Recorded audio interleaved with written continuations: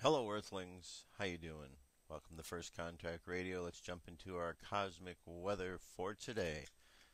Solar wind is currently blowing at 424.0 kilometers per second.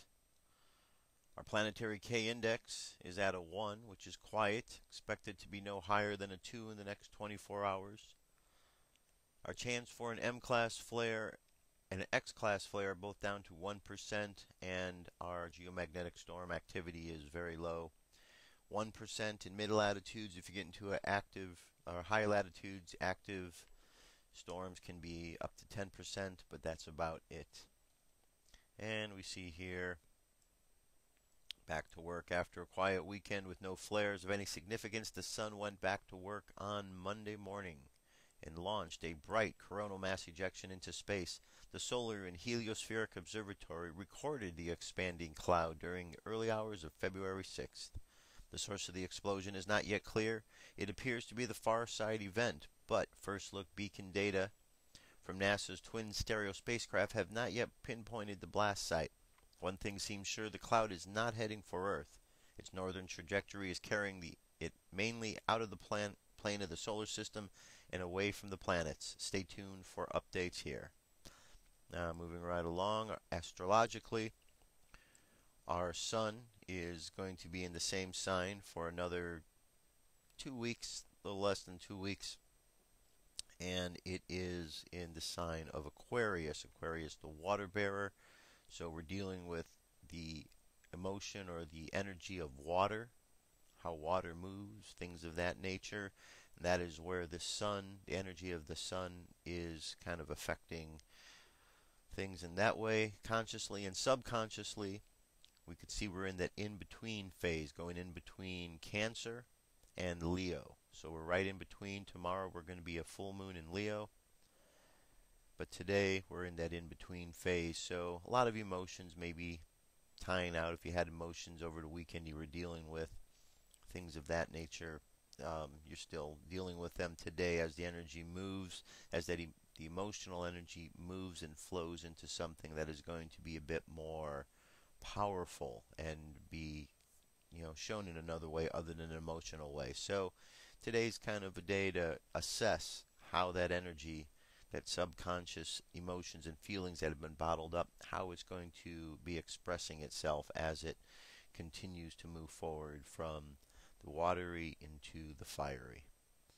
The moon phase, as you can see, is 98% full. Tomorrow will be the full moon.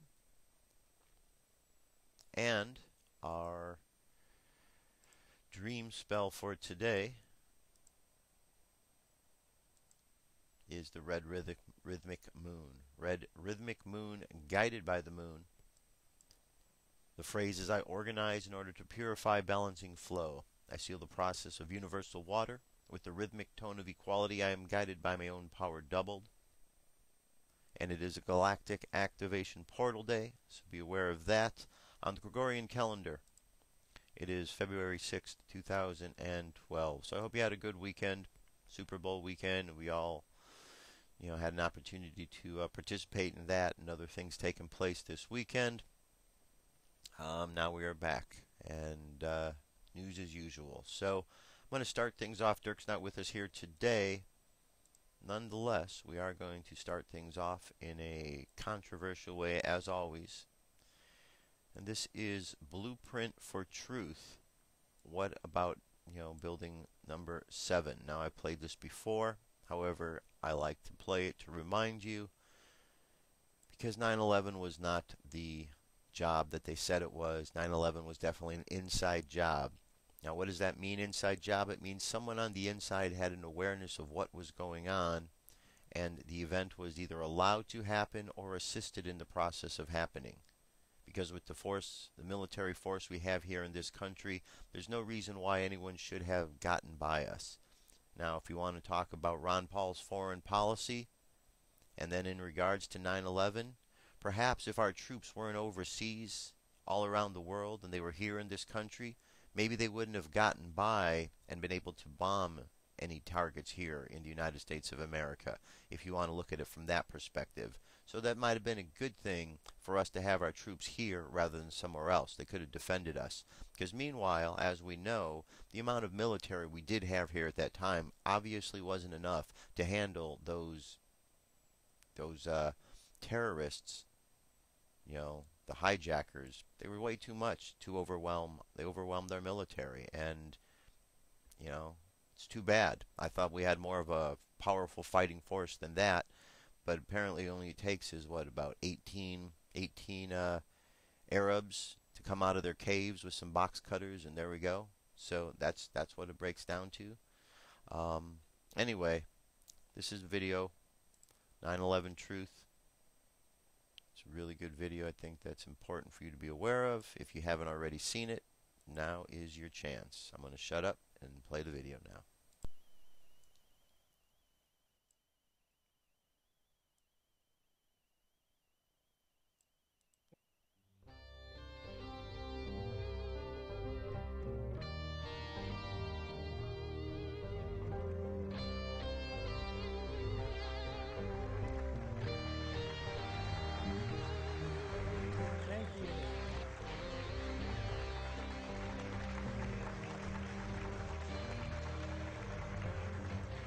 So much. My name is Richard Gage, AIA. I've been a practicing architect for 20 years, and I'm a member of the American Institute of Architects. Let's take a look at World Trade Center 7 now. It was 47 stories tall, what would have been the tallest building in 33 of our states. It was not hit by an airplane. Let's take a look at the evidence of World Trade Center 7 and see how it stacks up against the typical features of a controlled demolition, starting with, is there a sudden onset of destruction? Let's listen to this emergency word. We were watching the building actually because it was on fire. The bottom floors of the building were on fire, and we heard this sound that sounded like a clap of thunder. Turned around, we were shocked to see that the building was, it looked like there was a shock wave ripping through the building, and the windows all busted out, and it was horrifying.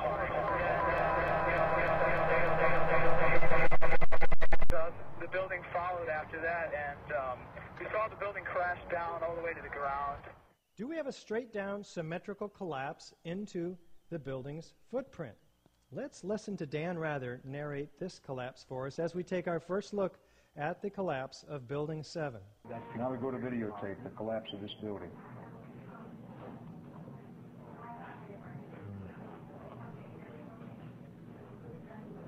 It's amazing. Amazing, incredible, pick your word. For the third time today, it's reminiscent of those pictures we've all seen too much on television before, when a building was deliberately destroyed by well-placed dynamite to knock it down. Let's take a look in this side-by-side comparison with a known controlled demolition on the right. Did the building fall into its own footprint? Pretty much so. Do we have demolition waves? And how do these remove the column support? Well, here's a floor plan of Building 7. Now, to bring a building smoothly, symmetrically into its own footprint without falling over, what we have to do is remove the core columns, because what we want to do is bring the outside of the building in on itself. Now, this involves a high degree of precision that fire is not capable of. Do we have a free fall speed of collapse through the path of greatest resistance? You can see second by second the building gaining downward momentum. You can plot the drop distance on a graph of time, and it fits the free fall curve almost perfectly. What does this mean? That the columns had to have been removed, and removed virtually simultaneously on each floor, synchronistically timed, so the building had no resistance virtually on the way down. Do we have a total dismemberment of the steel structure? We had a 47-story skyscraper compressed to 4 stories. Do we have sounds of explosions, though? How about Kevin McPadden? This was a boom, and like you felt a rumble in the ground, like almost like you wanted to grab onto something. That, to me, I knew that was an explosion. There was no doubt in my mind. Do we have enormous clouds of pyroclastic smoke from the pulverized concrete? Watch the concrete entrained in the air racing down every street in each direction at 35 miles an hour. Do we have pools of molten iron? Here is Building 7 at A and B, and here is the North Tower and the South Tower. These hot spots are 1,340 to 1,370 degrees. These are the temperatures of the hottest office fires. There was no fire on the surface of Ground Zero after the collapses. What are we measuring here? We're measuring the molten metal that was seen by these first responders. Let's listen to John Gross, lead engineer of NIST, tell us about the molten metal from his perspective. First of all, let's go back to your basic premise that there was a pool of molten steel. I know of absolutely nobody, and no eyewitness who said so, nobody who's produced it. You'd get down below and you'd see molten steel running down the channel rails, like you're in a foundry. Like lava. From a volcano. No eyewitness who said so. There actually melted beams where it was molten steel that was being dug out. No eyewitness who said so. Underground, it was still so hot that molten metal dripped down the sides of a wall. Nobody who's produced it. What is the problem here? Somebody's lying. I'm going to leave it up to you to make your own conclusions. How about chemical evidence, though? What produced all this molten metal? And what is thermite anyway? Thermite. An incendiary used by the military, thermite is a compound of iron oxide and aluminum, which when ignited sustains an extreme heat reaction, creating molten iron. In just 2 seconds, thermite can reach temperatures over 4,500 degrees Fahrenheit, quite enough to liquefy steel. Dr. Stephen Jones performed chemical analysis on the previously molten metal. Dr. Jones received no less than 4 separate samples of World Trade Center dust, some of it from Jeanette McKinley's apartment across the street, where the windows blew in and filled her apartment with dust. Another sample was found like 10 minutes later on the Brooklyn Bridge. Well, he takes this and he puts a magnet over it, and he finds that there are small particles that come up to the magnet. Some of them are angular, some of them are round. They look like this. If you had thousands of cutter charges going off in the columns and beams throughout the building, and they were under this incredible pressure, what you'd see is something like this. Tens of thousands or millions of tiny droplets. What's the shape of those droplets? When a liquid is dispersed like this, its surface tension forms itself into almost a perfect sphere. Would there possibly be any unignited thermite pieces in the World Trade Center dust? Indeed, he finds it. It also comes up to the magnet from his dust samples. Many chips. This one, a 1/16 of an inch long, red on one side, gray on the other. The red side is composed of tiny iron oxide particles and aluminum. The Lawrence Livermore lab came out with papers about this stuff. The particles being so small allow for almost instantaneous ignition between the two chemicals, the aluminum and the iron oxide, producing very explosive results. He continues his study and finds additional chips that are partially ignited, with spheres embedded in them. With Dr. Jones and his small team of scientists, through EDS, XRF, and WDS, identifies the components of these spheres and chips, predominantly iron, along with aluminum, oxygen, silicon, 1,3-diphenylpropane. The results, coupled with the visual evidence, he says, at the scene, such as the flowing hot liquid metal, providing compelling evidence that thermite reaction compounds were deliberately placed in both World Trade Center towers and Building 7. These results are documented in a peer-reviewed journal.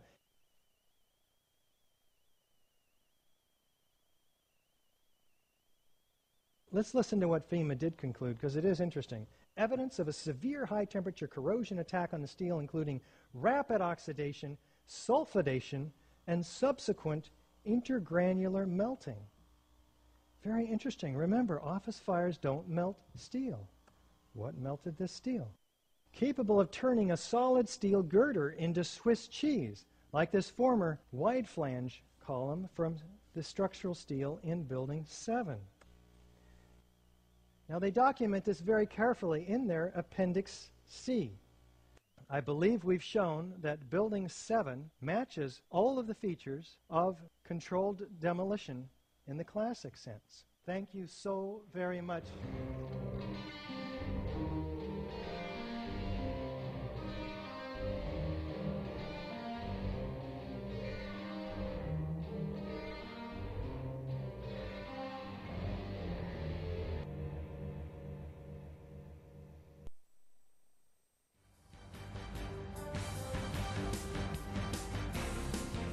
This is the UFO News with Joshua Poet. All right, Dirk, thank you very much. This is the UFO News for today. I've got 4 stories for you ready to go. Actually, 5 stories, excuse me. The first one comes to us from the Examiner. This is Tracy Pierce. An unusual UFO was spotted in the sky near Hope, New Mexico on Saturday, February 4th, 2012. A witness was able to record the unidentified flying object from the ground below the UFO on Saturday. K.W. Hoffman reported that the UFO was recorded 60 miles from Roswell, New Mexico. The beginning of the video shows the view of the moon in the sky and nothing more. The UFO doesn't appear until 40 seconds into the video. That's when the footage gets really interesting. At first, the UFO looked like a wispy white object undulating under the night sky. Its movements appeared similar to that of a jellyfish at times. The unidentified flying object seemed to be moving back and forth in the darkness for approximately 1 minute. During the last few seconds of the video, the UFO almost comes into focus. Look very closely and pause the video just before it ends. You can see that the object seemed to move closer to the cameraman before turning and heading to the opposite direction. Passing the 138 mark of the video reveals that the UFO has flattened protrusions on its side-like wings. It also had a central bulge that could be compared to the fuselage of an airplane. Even though the UFO seemed to have wings and fuselage, it did not resemble an airplane in any way other than shape or form. Alright, let's take a look at this video, see what was seen. Here we go. Alright, it's February 4th. And as you could see, they were shooting the moon, and something else showed up in addition to the moon.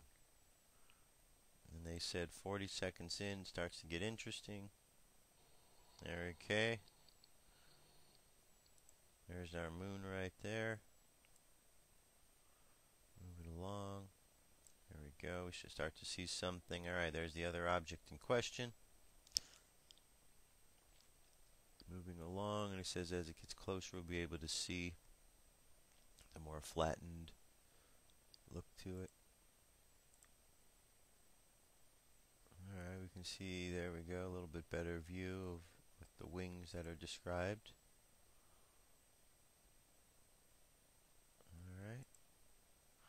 Looks like that's the best view we're going to get right there, which was only for a second. Okay, let's see. Alright, interesting looking object. Okay, that's near Roswell, New Mexico. Our next story comes to us from Scott Waring Blogspot. This was a glowing UFO over Seattle, Washington on February 4th. Alright, let's close up of what the video looks like.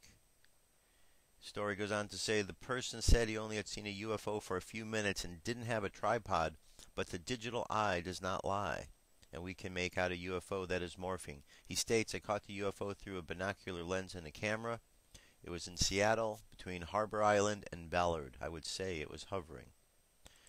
Alright, let's go find out for ourselves what's going on here. Okay, we've seen something like this before, this multicolor type of light. Let's zip forward a bit.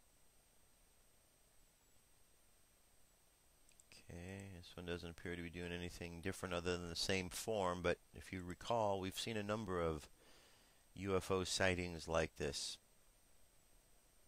It's very interesting the way it is. It's almost like the object is vibrating at an intense speed, and all these things are, I don't know, it's like the movements from the oscillations as it's moving. You know, is this something that's, is it just a light show? Is this something that's taking place as it's making some sort of dimensional shift right here? And did it just fade out of dimensions? Now it's fading back in? I don't know. Things to wonder about in watching the video. The next one comes to us from New Zealand. This took place on the 5th. Let's take a look at this. Doesn't say anything other than Sunday the 5th, okay. I'm guessing that's the object in question because there it is, bright right over the city. Alright, it was up there for a while. It's a 6-minute long video. Let's just jump ahead, see if there's anything more it does other than just sits there. No, it does not appear to be so. Alright, but there you go. That's our sighting in New Zealand. And now from New Zealand we're going over to Russia. This took place also.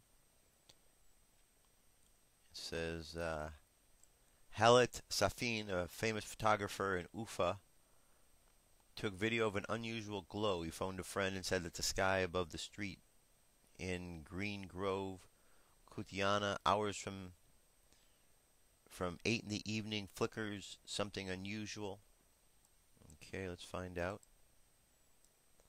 Let's find out for ourselves. What do you say? Alright, this is the object in question.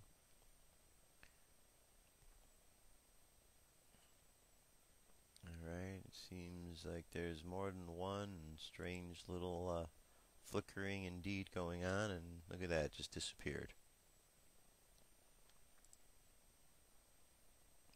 Okay,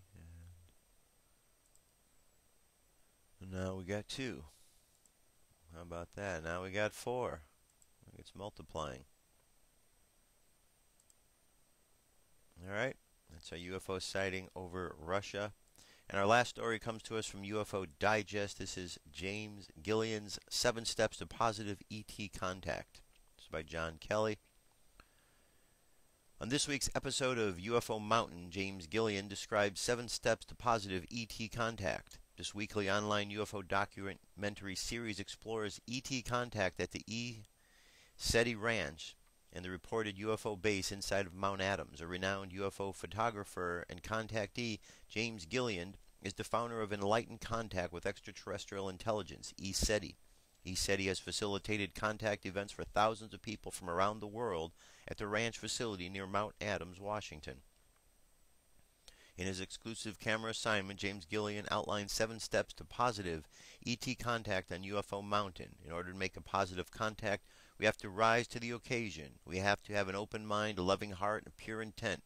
We don't need to be rocket scientists. We just need to have that desire to live in harmony with each other and the planet and be in service mode. The following exploration of James Gillian's 7 steps to positive contact with extraterrestrial intelligence includes commentary by Secret Message TV producer John Kelly that draws from ufology along with inspired classical and contemporary spiritual philosophy. So his 7 steps are: step 1, in order to make a positive contact, we have to rise to the occasion. Step 2, we have to have an open mind. Step 3, we have to have a loving heart. Continue here to see the rest of the story here. Loving heart was part 3. Step 4, we have to have pure intent. Pure intent is not attached to the outcome of an action. 5, we have to have the desire to live in harmony with each other. 6, we have to have the desire to live in harmony with the planet. And 7, we have to be in service mode. So that's a full-on explanation on the simple statement that was made in the first one. In order to make positive contact, we have to rise to the occasion. We have to have an open mind, a loving heart, and pure intent. We don't need to be rocket scientists. We just need to have the desire to live in harmony with each other and the planet and be in service mode.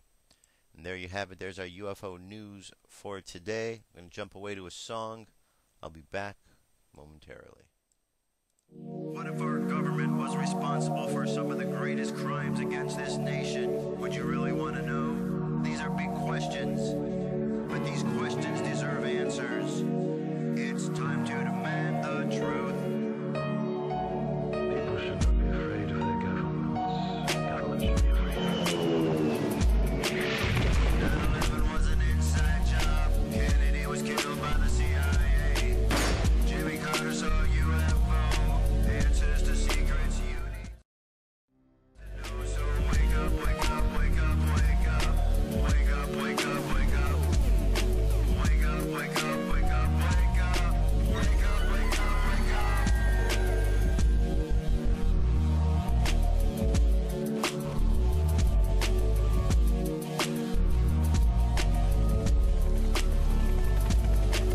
The evidence is overwhelming. Step past your fear, take a look.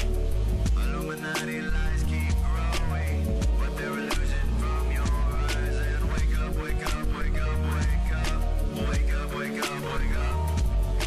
Wake up, wake up, wake up, wake up. Wake up, wake up, wake up.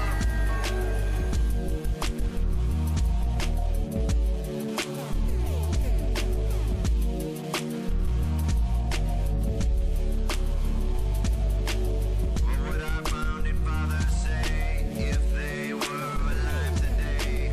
Must be turning in their graves. Redcoats are coming, big brothers watching. Wake up, wake up, wake up, wake up. Wake up, wake up, wake up. Wake up, wake up, wake up, wake up. Wake up, wake up, wake up. What if by land and two if by sea? And I on the opposite shore will be ready to ride and spread the alarm through every Middlesex village and farm. Whenever any form of government becomes destructive of these ends, it is the right of the people to alter or abolish it. When a long train of abuses and usurpations, pursuing invariably the same object, evinces a design to reduce them under absolute despotism, it is their right, it is their duty to throw off such government and to provide new guards for their future security.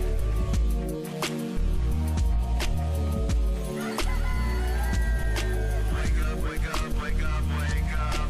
Wake up, wake up, wake up. Wake up, wake up, wake up, wake up. Wake up, wake up, wake up. Wake up, wake up, wake up, wake up. Wake up, wake up, wake up. Wake up, wake up, wake up, wake up. Wake up, wake up, wake up. Patriots arise. It's time to demand the truth. So, I'm not talking about football because we know that's ended, but are there any patriots left in this country? Or has everybody succumbed to the fears of the elite? Sometimes it's hard to tell, you know. I mean, I talk to people. It's kind of discouraging sometimes to talk to folks and see what their attitudes are. Because you can tell them and show them how the mainstream is lying to them, and they just go and turn the ting back on. And they watch the same liars that they just saw have been lying to them. They listen to the politicians and vote for the politicians that they know are lying to them.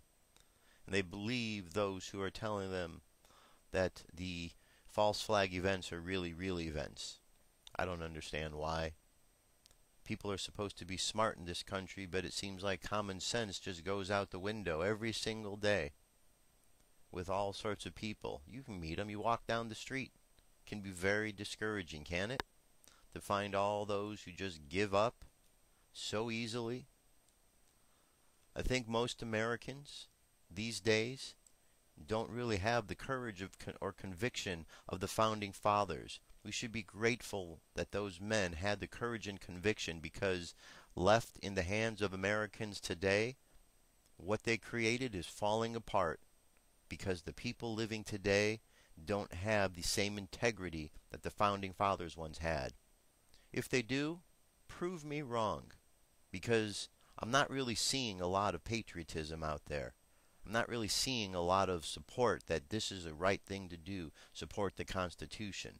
I'm hearing a lot of other misinformed information parroted back to me.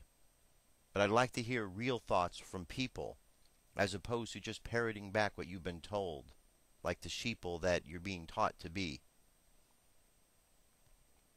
His first story. Nobel Prize jury under investigation. Nobel Prize officials were facing a formal inquiry over accusations they have drifted away from the prize's original selection criteria by choosing such winners as President Barack Obama as the nomination deadline for the 2012 awards closed Wednesday. The investigation comes after persistent complaints by a Norwegian peace researcher that the original purpose of the prize was to diminish the role of military power in international relations. If the Stockholm County Administrative Board, which supervises foundations in Sweden's capital, finds that prize founder Alfred Nobel's will is not being honored, it has the authority to suspend award decisions going back 3 years, though that would be unlikely and unprecedented, said Mike Wingman, a legal expert working for the county. Obama won in 2009. Chinese dissident Liu Xiaobo won in 2010, and last year the award was split between Libertarian President Ellen Johnson Sirleaf, Libertarian activist Lehman Gobi, and Takul Karman of Yemen. For this year's award, Russian human rights activist Svetlana Ganushkina jailed former Ukrainian Prime Minister Yulia Timoshenko, and Cuban rights activists Oswaldo Paya and Yoani Sanchez are among the candidates who have been publicly announced by those who nominated them. The secretive prize committee doesn't discuss nominations, which have to be postmarked by February 1st to be valid, but stresses that being nominated doesn't say anything about a candidate's chances. Go on, there's more to the article, but it's good that it's in question. It is good that it's in question because, man, it was really in question last time when Obama won the award. I mean, how do you win an award when you haven't done anything? And now that he's been in office, I mean, you can't be a Nobel Peace Prize winner and be a dictator and a warmonger at the same time, but apparently in Obama's case, you can. All right, now, moving right along, this just goes to show how a judge can be bought. Media reports on the Georgia decision for Obama. Now, since the article regarding the blow-by-blow account of Georgia hearing on Obama's eligibility to appear on the state ballot, one question has surfaced more than ever. This is a question which has been posed to him via social media, email, and within nearly 600 comments on the article. The question is a simple and a valid one. Why has there been no media coverage of this? Clearly, it's a story. A sitting president gets subpoenaed. That's a story. A sitting president's ability to be on a state ballot at risk. That's a story. A sitting president's attempt to dismiss the case denied. That's a story. Of course, you didn't really hear it anywhere. You can see, as far as the main news goes, there's very little, but then you get down to the blogs and the websites. Look at all of this. Look at all of this. The web really picks that information up. But here's the important thing. The Georgia judge ruled that Obama is a natural-born citizen. Basically, the judge, who was all full of vim and vinegar last week or 2 weeks ago, and this was going to be at Obama's peril to not be here, apparently changed his mind. Apparently his cojones were not as big as his mouth, and now he's ruled that this birth certificate, which has been shown to be a fraud, is actually okay. Says that the birther movement suffered yet another totally predictable setback Thursday when Georgia administrative law judge ruled that President Obama was eligible to be president under the Constitution would appear on Georgia's ballot. President Barack Obama's name will remain on the Georgia primary ballot after the state law judge flatly rejected legal challenges that he cannot be a candidate. In a 10-page order, Judge Michael Malley dismissed one challenge that contend Obama has a computer-generated Hawaiian birth certificate, a fraudulent Social Security number, and a valid U.S. passport identification papers. He also turned back another that claimed the president is ineligible to be a candidate because his father was not a U.S. citizen at the time of Obama's birth. The findings by Malley, a judge for the State Office of Administrative Hearings, go to Secretary of State Brian Kemp, who made the final determination last month at a hearing boycotted by Obama's lawyer. Malley considered complaints brought by the members of the so-called birther movement. With regard to the challenge, the Obama does not have legitimate birth and identification papers. Malley said he found the evidence unsatisfactory and insufficient to support allegations claims. A number of witnesses who testified about the alleged fraud were never questioned, qualified as experts in birth records, forged documents, and document manipulation, and none provided pervasive testimony. Addressing the other claim that contends Obama cannot be a candidate because his father was never a U.S. citizen, Malley said he was persuaded by a 2009 ruling by the Indiana Court of Appeals decision that struck down a similar challenge. In that ruling, the Indiana court found that children born within U.S. are natural-born citizens regardless of the citizenry of their parents. Obama became a citizen of birth and is a natural-born citizen, Malley wrote. Accordingly, Obama is eligible for the upcoming. So, Judge Malley, you're a chicken.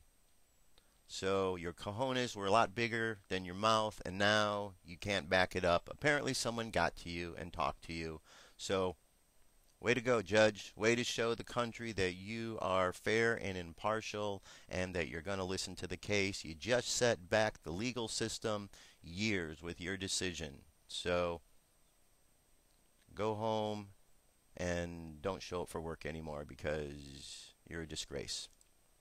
Next story, coming up here. Here's more stories of disgrace in the political arena. Vote count in GOP caucus continuing in Nevada's largest county. The vote ended half a day ago. The networks have called the race. The GOP president candidates have delivered their speeches and left the state. And still, party officials in Nevada's largest county continue to count the vote.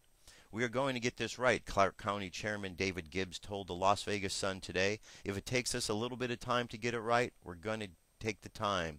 Former Massachusetts Governor Mitt Romney was declared the victor of the Nevada caucus this Saturday evening based on results from the rest of the state and entrance polls conducted by the major media organizations. With 70% of the vote counted, former U.S. Speaker Newt Gingrich was in second place, with U.S. Rep. Ron Paul trailing in third by just shy of 1,000 votes. After working until 4 a.m. Sunday, a handful of volunteers resumed working through a box of paper ballots this morning, verifying the vote counts done at each precinct nearly 24 hours ago.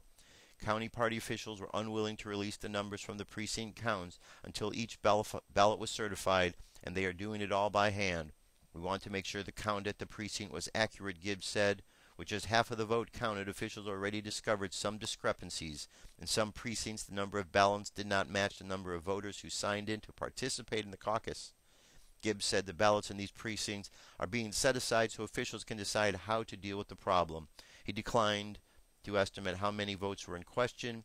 State Party Secretary Jim DeGraffenreid said they are still determining the facts and will decide how to proceed, but acknowledged the ballots from these precincts may be dumped from the results. That is a possibility, said.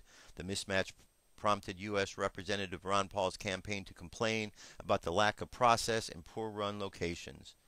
A lawyer for Romney's campaign is watching the count, and observers from other campaigns have been invited. Folks, are you tired of the corruption? Are you tired of it? Yet, it's just ridiculous. It just goes on and on and on. And you know what this shows? This goes to show that even in the precincts themselves, that the corruption has spread so much that people just cheat. The people of the cities and the counties just cheat. You can't just rely upon the corporations to cheat and the government to cheat. Their cheating has spread so much that now those who wouldn't normally cheat or may have been on the border, they're cheating as well. So we live in a cheating country. You should be proud of yourself, Americans, for all the lying and the cheating and the stealing that goes on here in America. What kind of example are we giving the world? And I don't want to hear your excuses. We should be setting the bar of integrity really high, but instead it's set really low, and we're encouraged not even to reach for the lowness of the integrity that we set up. It's a shame. It used to be a great country. Really did. Used to be a great country until people stopped showing their integrity. Then everything goes downhill. All right, this is a video. Ron Paul, when people change, Romney and Gingrich, when the people change, Romney and Gingrich will change. Check this out. See what you think.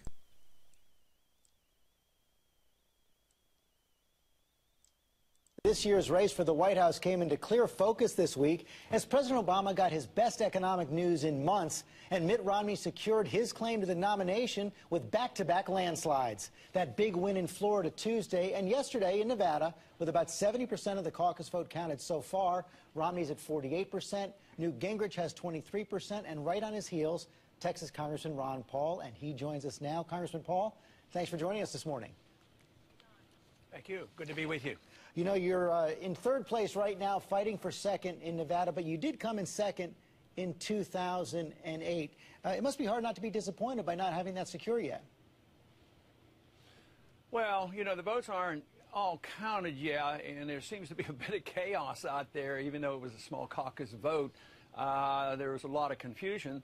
So, yes, if you go from second to third, there would be disappointment. But also, on the positive side, we will get a block of votes. We will still get some delegates, and we still will pursue, you know, our plan to go into the caucus states, and we'll have to wait and see how things go. But, Congressman, where do you get that first win? Well, you know, it's hard to say exactly when, but we have 3 or 4 caucus states that we believe our numbers are doing pretty good, so we have to just wait and see and continue to do exactly what we're doing. Former Speaker Newt Gingrich is also vowing to stay in this race straight through to the convention. He continued his pretty much scorched earth campaign against Mitt Romney last night. Take a listen. The vast majority of Republicans across the country are going to want an alternative to a Massachusetts moderate who has in his career been pro-abortion, pro-gun control, pro-tax increase, and who ranked third from the bottom in creating jobs in the 4 years he was governor. A lot of other Republicans, including Rick Santorum, who's still in the race, think that that kind of continued attack against Mitt Romney is going to hurt the Republican Party in the fall. Are you worried about that? I don't worry about a lot of things. I don't worry about that. I worry about myself. I worry about the message. I worry about the country. I worry about the wars going on. I worry about the economy in the real sense of what it's like to have runaway inflation. Those are things that I worry about, and that's what energizes my supporters, and that's why we get these thousands of people coming out. So I don't worry about some of these details because I don't see a lot of difference among our other candidates or between the two parties. It's all big government spending. Nobody wants to cut anything. Nobody wants to stop the wars. So that's what I worry about, getting the country on the right track, and I get energized because I know there's a large number of people who are looking for another option. In some ways, I agree with Gingrich about saying that Romney doesn't satisfy a lot of people. Let me tell you, there's a lot of people not satisfied with any of the candidates out there, and that's why in many ways we're seeing a lower turnout right now. And that should, if building a party is their only goal, they ought to wonder why they haven't offered something else. And that's what I'm trying to change and offer them some real changes. You're exactly right. Lower turnout in Nevada than 4 years ago, lower turnout in Florida than 4 years ago. And you've always said that your campaign is much more of a crusade, much more of a mission. But what exactly do you hope to achieve? What kind of stamp do you expect to put on the Republican platform this year? Well, the first thing you want to achieve is get as many votes as you can and get as many delegates and set your target high. And, of course, you set it for victory, but you have to live within the real world. But in the campaign, that is what the goal is to galvanize people, energize people, get them out and vote. But some people want it either or. You either believe in something and you're not in the race, or you're in the race and you don't believe anything. I don't understand why you can't believe in something and still be in the race. This is the way I ran my congressional campaigns, and I was able to stick to my principles, vote that way, challenge the establishment, and get reelected. So it's a bigger challenge, of course, to do this in a nation, but we've done this, you know, in the early primaries like Iowa and New Hampshire, and we've been able to achieve that to a degree. But that is my goal, to make sure that campaigning and political activity represents true beliefs and a true understanding of what we're doing, rather than saying superficially, how do you win the race? How do you become the nominee? I'm taking you at that point, and that's why I'm trying to get at the deeper question. You said back in 2008 that you wanted to make a permanent mark, be a permanent presence on the American political landscape. And do you think you've been able to do that, and what changes have you actually affected? Yeah, I do, but I don't take all the credit for it. But there's been a big change in this country, because there's a different understanding now. There's a lot more people talking about free market economics rather than Keynesian welfareism and interventionism. So there's a large segment. Intellectually, that is the case. But among the young people, there is a revolution, an intellectual revolution going on with the young people. And there are people who have sat on the sidelines for years. The independents that I talk to, obviously we're not in a large majority right now when the election comes, but anybody who cares about what I'm talking about has to come to the campuses. Last night we had, in a small college in Minnesota, we had 1,300 people coming out, and they're energized. It has not been translated into an absolute political change, but believe me, the intellectual revolution going on, and that has to come first before you see the political changes, and that's where I'm very optimistic. Do you think you can change Mitt Romney's mind on any of these big issues, and will you endorse him if he gets the nomination? Yeah, I think Mitt can change his mind. He's changed his mind in the past. If he hears from our young people and voters, and we continue this, yeah, he's gonna change his mind if there's a political benefit to it. So I think they all will change their mind, because they don't approach this with firm convictions. And if they do have a firm conviction, most of the time it's embedded, you know, to a flawed economic policy and a flawed economic system, a flawed monetary policies. So yes, they're open to it, but they're only going to be open to it, and they're only going to change their mind when the emphasis comes from the people and people's attitudes change. Government is a reflection of the people. So both, I want to change the government, and I want to change it through the electoral process, but I also want to change the hearts and minds of people. That is where it really starts, and that is where we're making the progress. And you have been consistent in that. Congressman Paul, thanks very much for your time this morning. All right, very good. Moving right along. This is Paul Cam cries fraud over Nevada caucus results. Okay, I've got to read this blow by blow of last night's theft. We are not the only one that noticed. February 5th, Las Vegas. For the second time in just 5 primary states, the Republican Party, with the assistance of national corporate news media, is raising questions about the legitimacy of this season's primary election system. First, the Iowa primary party and the entire American media knowingly reported the wrong Iowa caucus results, with the wrong person being declared the winner. Last night, it appears the same thing may be happening in Nevada. And again, like Iowa, critics are accusing the GOP of suspicious activity. Riveting ballot counting coverage, 12:30 a.m. Eastern Time.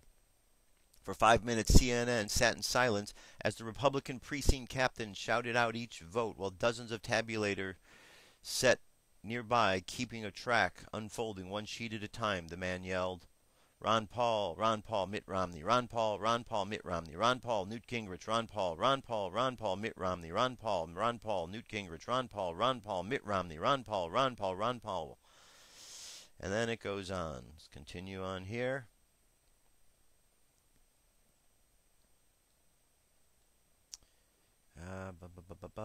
Where is it at? And it goes on to say, as early as 2 a.m., supporters of Ron Paul had taken to social media cries of fraud over Nevada caucus results. 8 a.m., some polls closed roughly. Only 3% of the total votes is in. Mitt Romney leads with 50% of the votes counted. Paul and Gingrich are tied approximately 20%. 9 p.m., media outlets nationwide declare Romney the winner. 9:01, all polls are closed, but 1 are closed. Some results have been released. Less than 4% of the total vote is in. Mitt Romney leads with 46%. Gingrich second with 24, Paul third with 19, Santorum fourth with 11. 10 o'clock, all media outlets spend 2 hours declaring Mitt Romney the overwhelming winner of the Nevada Republican caucus in a landslide, but only 4% of the vote is in. At 11 p.m. Eastern Time, CNN sends their election coverage live to the last remaining open precinct in Nevada, located in Clark County. The polling place remained open extra long to accommodate strict religious observers. The voter demographic of the precinct is devout Christian and Jews who refuse to violate the Sabbath day by voting during daylight hours. 15% of the state's precincts have reported Romney still leads with approximately 46 to 22 to 20 to Paul and 12 to Santorum. And this goes on and on. And the last reported time here, you can go through all of these on your own. Last reported time here is 11:05. Outrage, frustration, and condemnation erupt from Paul's supporters everywhere. Social media explodes with charges of blatant vote fraud by Nevada Republican Party officials. The entire corporate news media, including all the Sunday morning political talk shows, blackouts of the events of the previous evening, the missing vote totals, and the outrage by the Ron Paul campaign. Instead, they continue to inform their readers and viewers that the Nevada caucus is over and it was another landslide victory for the media and GOP favorite Mitt Romney. Well, there you have it, folks. More lies coming, and you should be upset.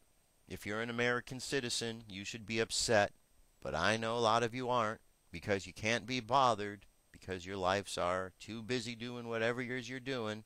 You can't be bothered because there's a television show on you got to watch, or you can't be bothered because you've got something else to do other than participate in the process that's going on that's going to determine the freedoms you have in your life.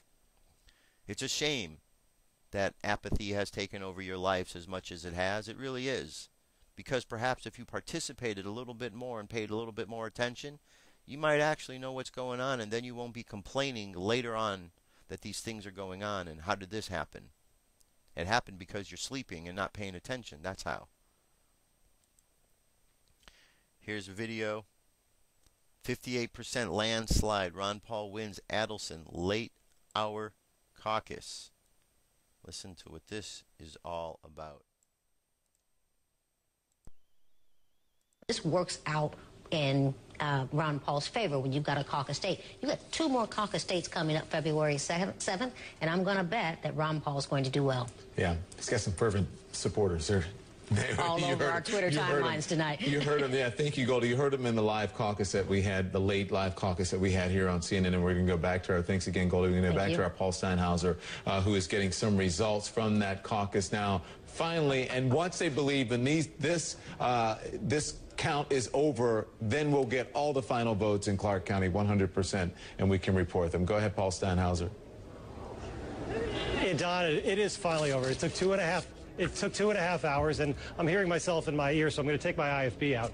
But here's what happened, Don. Here's the final count. 183 for Ron Paul, 61 for Mitt Romney, 57 for Newt Gingrich, and 16 for Rick Santorum. Behind me right now, these are Republican Party officials from Clark County. You can see the votes are right over there, right above those boxes. They're going to take them downtown to the party HQ, and they're going to be added to the county totals, and then, of course, they'll be added to the totals for the state. And thank you, now I'm good with my ear.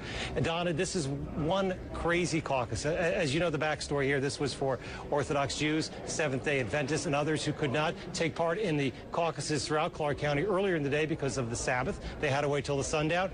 It was quite a time. It started late because of the crowds coming in, and it's finally over 2.5 hours later, Don. All right, Paul Steinhauser, thank you very much. All right, so Ron Paul, 58% landslide in the late hour caucus there in Nevada. Yet still, the results come in and fraud continues to be shown. All right, moving right along. This is, you've heard about the vaccine for the girls and the latest vaccine marketing fraud. CDC says Gardasil shot should be routine for boys. Every male between ages 11 and 21 should get a Gardasil vaccine for cervical cancer, and those between 13 and 21 should also get catch-up shots later on down the road. This is the only option for the U.S. Center for Disease Control and Prevention Advisory Committee on Immunization Practices, of course, which recently announced its final recommendations for the controversial vaccine. CBS News reports that as a follow-up to to its earlier but incomplete recommendation back in the fall that boys be given the HPV vaccines in addition to the girls, the CDC has now formalized its position in the journal Annals of Internal Medicine as well as the Morbidity and Mortality Weekly Report. The agency is basically now recommending all young men and women get the Gardasil vaccine. The CDC announcement comes just days after Canadian health officials made a similar announcement recommending all boys between the ages of 9 and 26 in that country be jabbed with Gardasil. Together, the two announcements could potentially double profits for the vaccine. That is, if enough members of the public are foolish enough to actually comply with these new recommendations. I'm only going to say this once.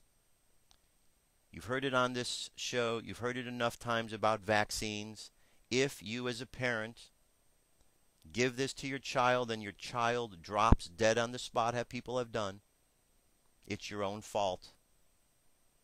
It's your own fault. So you're going to go need to read this. And if you want to be dumb enough to give your kid something that has killed other kids, you go right ahead and do what you got to do. But it's your own fault, and I'm telling you now, I told you so. So if your kid drops dead because you gave him the shot, I told you so. If you're not paying attention and you do something like this and you hurt your own kid, it's your own fault because you're not paying attention. Maybe you'll pay attention better next time. Pay attention, folks. It's really disheartening how many people are asleep in this country. How many have bought into the lies. I don't understand. I thought there were a lot of smart people here in America. It appears there's a lot more people sleeping than there are concerned about being smart. All right. This is Dutch Sense talking about a power plant in Moscow that's burning, another nuclear plant.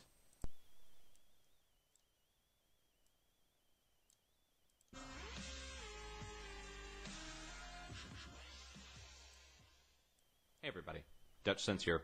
6:02 p.m. Central Time on Sunday, February 5th, 2012.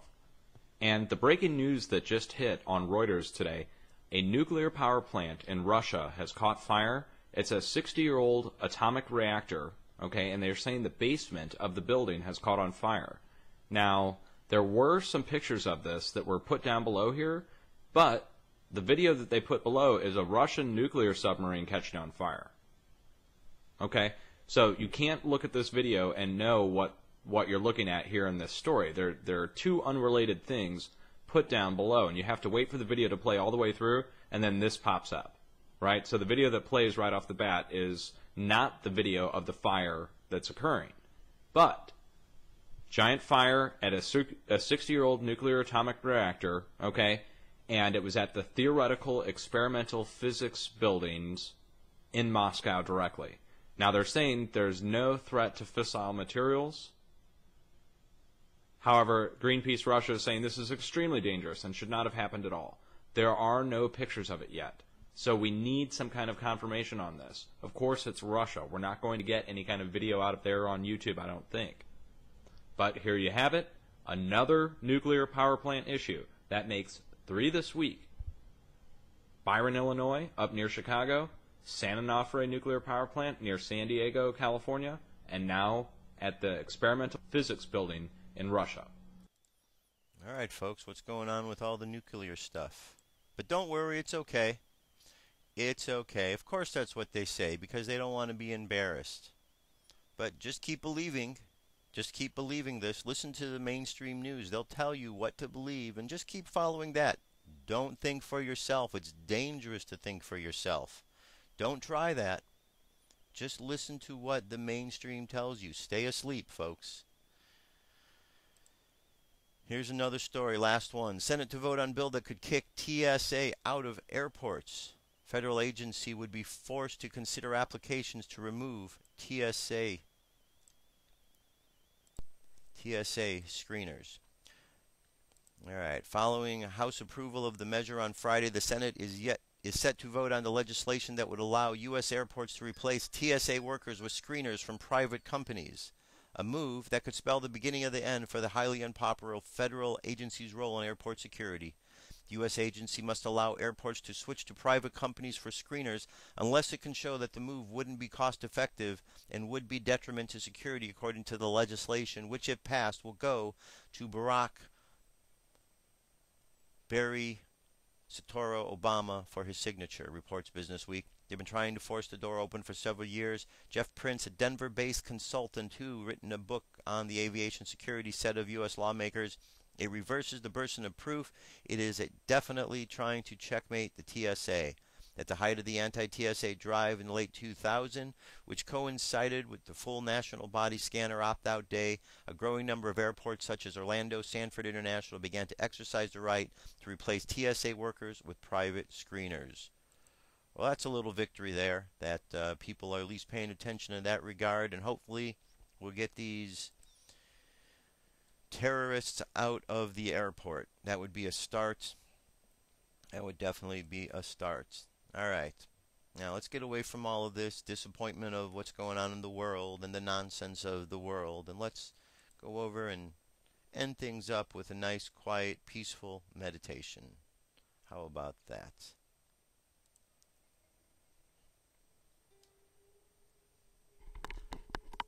Let's go ahead and close your eyes and relax.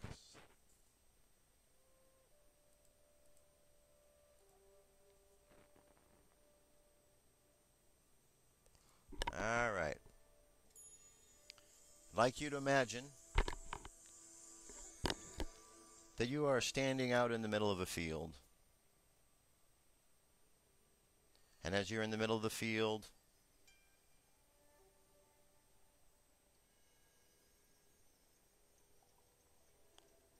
looking up at the sky,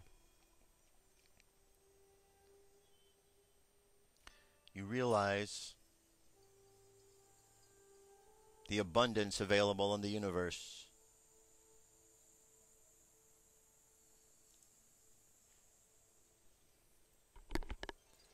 You realize all the possibilities that exist out in the universe. And you realize the abundance and the possibilities. It gives you hope.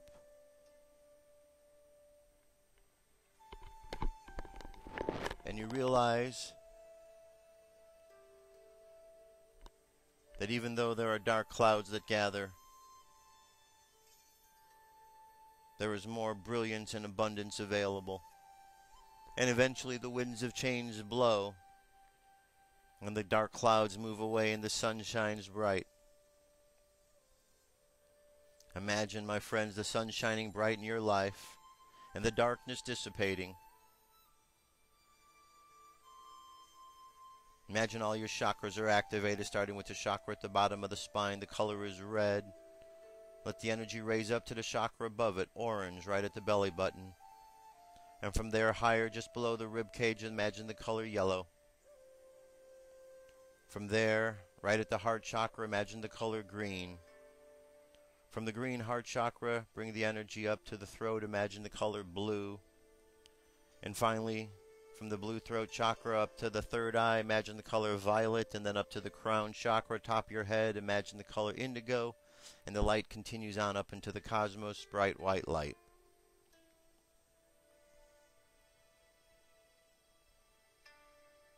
Imagine all that multicolor energy flowing around your body.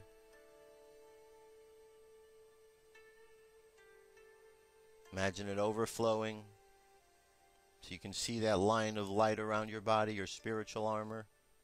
And just extend that line of protection out into the world around you.